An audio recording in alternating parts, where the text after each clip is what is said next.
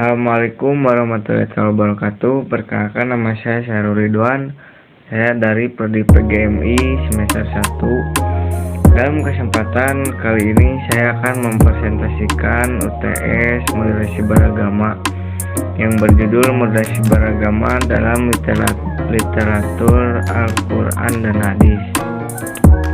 Pada slide 1 yang berjudul Moderasi Beragama dalam literatur Al-Quran dan Hadis, yaitu maksudnya sebuah kondisi atau keadaan di tengah-tengah yang tidak berada di sisi kanan atau kiri dikenal sebagai moderasi.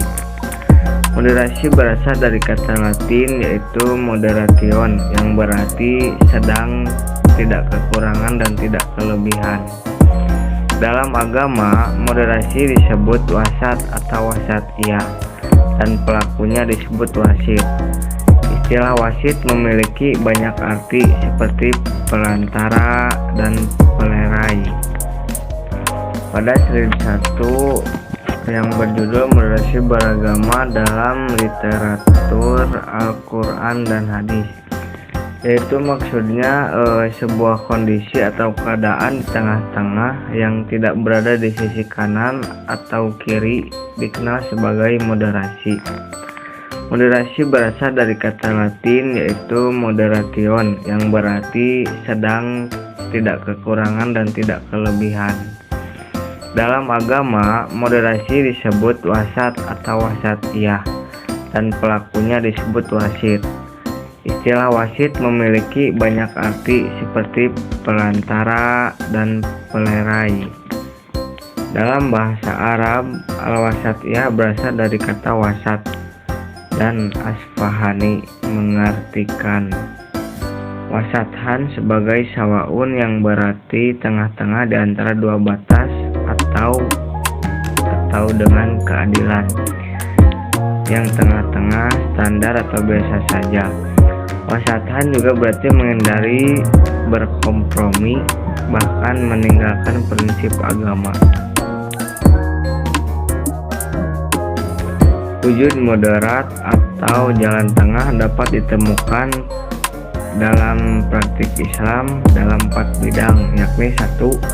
Moderat dalam hal akidah, yang kedua moderat dalam hal ibadah, terus yang ketiga moderat dalam hal perangkaian dan budi pekerti, yang terakhir keempat moderat dalam hal tasyri atau pembentukan syariat. Kehadiran moderatisme Islam dalam pemikiran Islam di Indonesia ditunjukkan setidaknya ada 5 ciri. Yang pertama, mempromosikan Islam sebagai agama yang tidak membawa kekerasan. Yang kedua, mengintegrasikan agama ke dalam gaya hidup kontemporer, termasuk demokrasi, hak asasi manusia, sains, dan teknologi. Ketiga, memahami ajaran Islam dengan cara rasional. Terus yang keempat, memahami sumber-sumbernya dengan cara kontekstual. Yang terakhir, yang kelima, menetapkan hukum Islam melalui ijtihad. Namun, kelima sifat tersebut dapat ditambahkan dengan beberapa lebih lanjut, seperti toleransi, harmoni, dan bekerja sama dengan orang-orang yang berbagai agama. Lanjut kita ke slide yang kedua, yaitu ciri lain wasatiyah. Adapun ciri lain wasatiyah yang menurut Afrizal Nur dan Mukhlis sebagai berikut. Yang pertama, tawasud. Tawasud adalah bersikap pertengahan, yaitu sikap dan perilaku yang tidak berlebih-lebih dalam hal beragama. Yang kedua, ada tawajun. Tawajun yang artinya berkeseimbangan, yaitu pemahaman dan sikap yang seimbang dalam kehidupan, baik kehidupan duniawi maupun ukhrawi, serta mampu membedakan hal-hal yang menyimpang dalam masyarakat. Yang ketiga, ada itidal, yang artinya bersikap tegas, yaitu memposisikan sesuatu tepat pada tempatnya dan melaksanakan setiap kewajiban dan mendapatkan hak yang sesuai. Terus yang keempat ada tasamuh. yaitu toleransi. Tasamu adalah menghargai dan menghormati perbedaan dalam berbagai aspek, baik perbedaan agama, suku, pemahaman, dan sebagainya. Terus yang kelima ada musawah, yang artinya egaliter, yaitu mengakui adanya kesetaraan sehingga tidak merasa paling mulia dan tidak menghina orang lain. Terus yang keenam ada syuro, yaitu musyawarah. Syuro menyelesaikan persoalan dengan jalan musyawarah untuk mencari solusi demi kemaslahatan bersama. Terus yang ketujuh islah.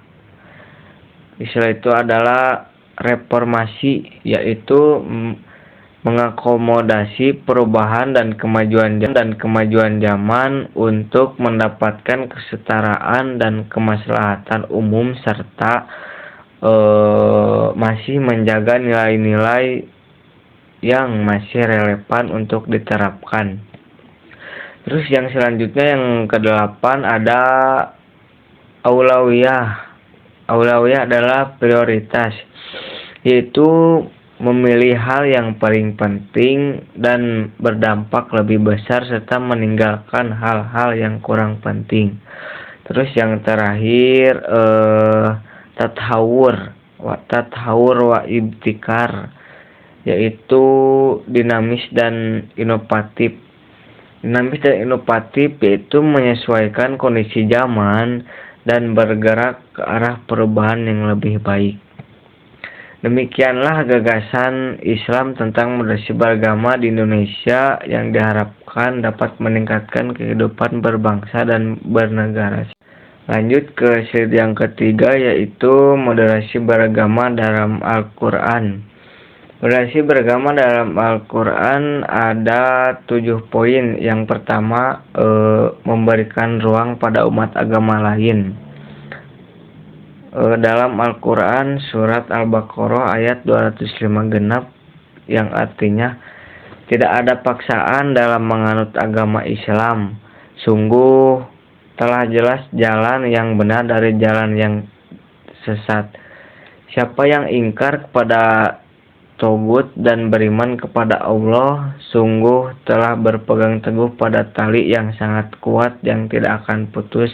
Allah Maha mendengar lagi Maha mengetahui. Lanjut poin yang kedua, yaitu sinergitas antar umat beragama dalam Al-Quran surat Ali Imran ayat 64, yang artinya katakanlah Nabi Muhammad, wahai ahlul kitab, marilah kita menuju pada satu kalimat pegangan yang sama antara kami dan kamu, yakni kita tidak menyembah selain Allah, kita tidak mempersekutukannya dengan sesuatu apapun, dan tidak pula sebagian kita menjadikan sebagian yang lain sebagian Tuhan-Tuhan selain Allah. Jika mereka berpaling, katakanlah kepada mereka, saksikanlah bahwa sesungguhnya kami adalah orang-orang Muslim. Lanjut poin yang ketiga, yaitu mewujudkan perdamaian dalam Al-Quran surat Al-Mumtahanah ayat 9, yang artinya sesungguhnya Allah hanya melarangmu berteman akrab dengan orang-orang yang memerangimu dalam urusan agama, mengusirmu dalam kampung halamanmu, dan membantu orang lain dalam mengusirmu. Siapa yang menjadikan mereka sebagai teman akrab, mereka itulah orang-orang yang zalim.